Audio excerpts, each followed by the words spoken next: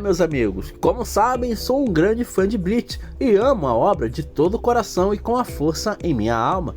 Bleach significa muito pra mim, pessoal, pois me remete a um tempo da minha vida que era muito boa e praticamente sem preocupação alguma, e foi nessa época que conheci a obra através de um amigo que me falou do anime do nada. Assisti o primeiro episódio e passei a ficar ansioso sempre que era obrigado a esperar um novo episódio. A saga dos arranca que o diga, né, pessoal? Meu Deus do céu, tenho certeza que você também é dessa época. Bleach Project, lembra disso? Pois é. Mas bem, nesse vídeo vou falar um pouco sobre como surgiu o Rei das Almas e o que o levou ao seu estado atual. O Rei das Almas, ou como foi apresentado antes no mangá e recentemente no anime como Adoneus, também conhecido como Heiô, que significa literalmente Rei das Almas, é o rei da Sociedade das Almas cuja existência é tão simbólica quanto absoluta. Diz a história que o Rei das Almas foi o primeiro governante da Soul Society, mas devido à destruição causada pela entidade, seus poderes foram selados pelas famílias nobres do que ainda era conhecido como Poço, e depois da separação foi renomeado para Inferno. Lembrando que a separação dos mundos que originou o mundo dos humanos, o Recomundo e a Soul Society, e embora haja outros mundos, esses são os mais importantes, acabou originando a Ordem no Caos. O rei encontra-se no Palácio Real, localizado numa dimensão especial dentro da Soul Society, que é protegida pela Guarda Real, o famoso Esquadrão Zero. Mas eis que não está claro o que o rei espiritual faz de fato, exceto que ele tem um sistema específico de direitos especiais que está atualmente em vigor desde que o mesmo assumiu sua posição. Esses tais direitos aparentemente requerem um alto nível de habilidade, porque o Rei das Almas é indiferente no governo da Soul Society. Entretanto, a Soul Society tem a obrigação de defender seu reino, manter a ordem no plano mortal e no Recomundo, e ainda impedir que qualquer inimigo avance até o Palácio do Heiô. Embora exista o rei, quem responde por ele é a famosa Central 46, aquela que o Aizen destruiu sozinho, lembram? Pois é, e apenas ela governa totalmente a Soul Society. Lembrem-se que mesmo todo o poder do Yamamoto como conhecemos, nem ele estava acima da Central 46 para vocês verem o poder dessa galera que comanda tudo e a todos ali. Outra coisa que todos nós fãs de Bleach sabemos é que a Soul Society não é santa coisa nenhuma, basta lembrar do filme com Hitsugaya e o que acontece nessa trama, então se liga só.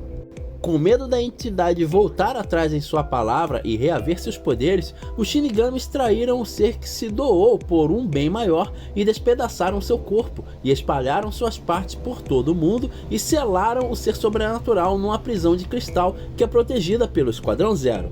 Na época do Poço, o universo de Bleach era apenas caos em seu estado original, não havendo a divisão entre a vida e a morte, ou seja, logo, o ciclo da vida não existia, e menos ainda o equilíbrio. O mundo estava esperando para poder esfriar após sua criação, e à medida que o tempo foi avançando, as almas surgiram. Tais almas eram humanas e Hollows.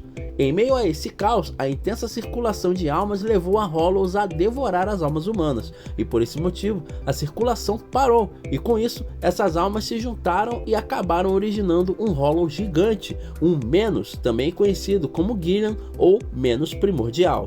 Com esse nascimento, que também pode ser visto como uma espécie de anomalia, o mundo caótico do Poço ficou completamente parado, e como para toda ação há uma reação, aparentemente o próprio caos originou uma contramedida ao Menos Primordial, e surgiu um ser igualmente poderoso e sem nome.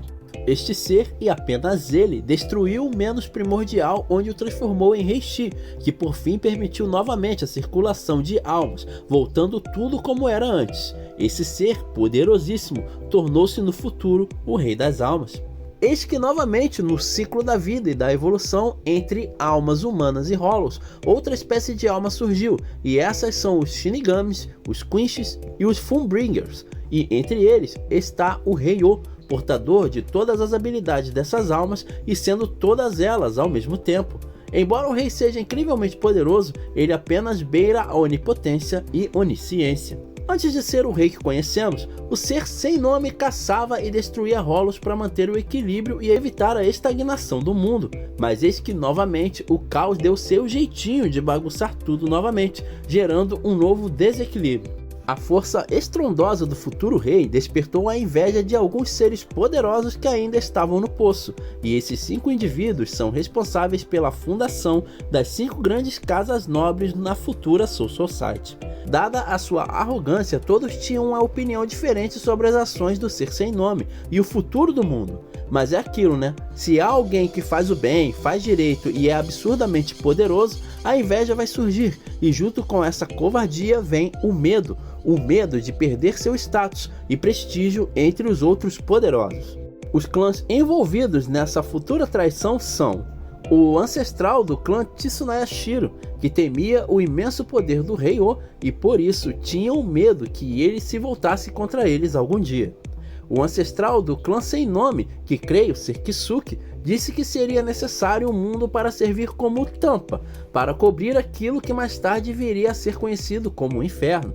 E bora combinar, né, pessoal? Esse seria uma espécie de ideia que somente Urahara teria, fala a verdade. Ou Mayuri, né? Mas será que eu tô maluco? Eu acho que não, hein? O ancestral do clã Kutik acreditava que uma nova ordem era necessária para estabilizar mais o mundo, para que pudesse ter uma ordem de fato. O ancestral do clã Shiroin disse que era necessário formar uma circulação maior para avançar o mundo estagnado. O ancestral do Shiba queria explorar o caminho da purificação dos Hollow, em vez de destruí-los. Afinal, Hollows também tinham coração e destruí-los seria de certa forma injusto.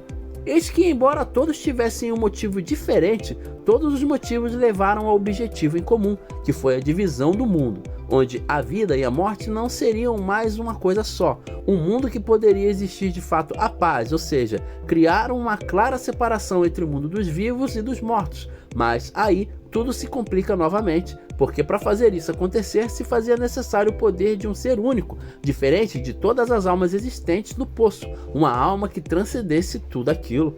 Compreendendo a ideia dos clãs, o ser sem nome foi desmembrado e selado em um cristal. Usando os poderes do All Might, uma pedra singular foi criada, com a função de equilibrar os 3 mundos que foram criados e conhecidos como Soul Society, o mundo material e o Roiku Mundo.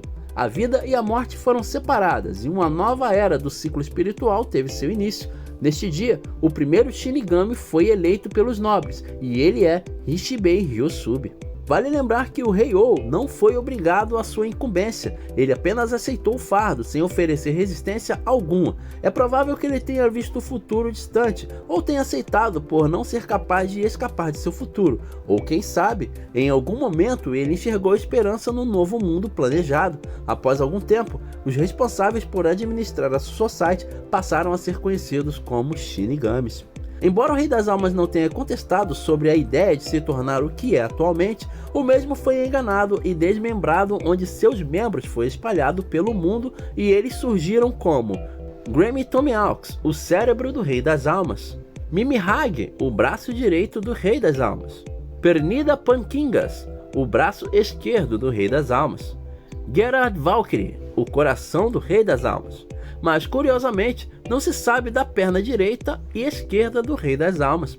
É realmente uma pena o que aconteceu com o ser mais poderoso do universo de Bleach, mas será que tudo isso estaria bem se ele tivesse negado essa ideia? Obviamente que não. Mas e aí, galera? Já sabiam dessa história? Acham justo o que houve com o Adoneus, ou o Rei das Almas? Será mesmo que a família esquecida é a Kisuke? Olha, eu acho muito que sim, cara, de verdade. Mas manda aí nos comentários o que vocês acham e não se esqueçam de deixar a opinião de vocês. E se curtiu o conteúdo, se inscreve no canal e ativa as notificações. O resto dessa história aqui tá lá no meu outro canal, Geek Society, então bora conferir, chega aí.